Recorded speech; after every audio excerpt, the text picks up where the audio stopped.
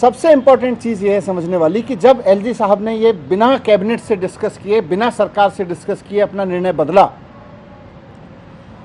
और पहले से मंजूर, अपने से ही मंजूर पॉलिसी को अपने ही लेवल पे बदलने की कोशिश की, और जब दुकानें नहीं खुल पाईं तो कुछ लोगों की तो दुकानें नहीं खुल पाईं, लेकिन कुछ की खुल गईं। और जिन लोगों की खुली, क्योंकि दिल्ली में तो पहले ऐसे शराब बिक रही थी, जिन लोगों की दुकानें खुली उनको करोड़ों रुपए का फ़ायदा हुआ, हज़ारों करोड़ रुपए का फ़ायदा हुआ। जिन लोगों को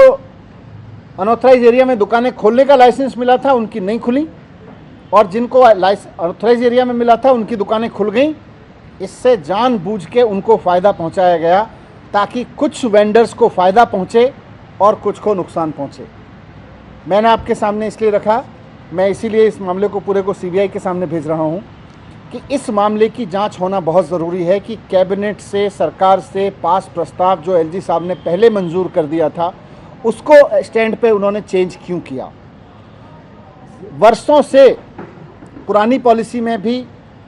जिस तरह से दुकानें अनऑथराइज एरिया में एलजी ऑफिस से मंजूर होती आई थीं, अचानक एलजी ऑफिस ने अपना स्टैंड चेंज करके, एलजी साहब ने अपना स्टैंड चेंज करके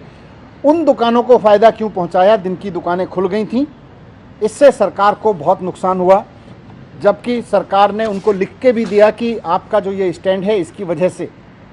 सरकार को हज़ारों करोड़ रुपए का नुकसान हो रहा है। उसके बावजूद उन्होंने अपना स्टैंड चेंज नहीं किया, बल्कि डीडीएवीसी की एक कमेटी बनाई, उसका भी कोई नतीजा नहीं निकला और अंततः सरकार को उस बीते वित्त वर्ष में हज़ारों करोड़ का नुकसान हुआ। तो ये आज अगर निर्णय बदला नहीं होता तो सरकार को हज़ारों करोड़ रुपए मिलते। निर्णय बदलने से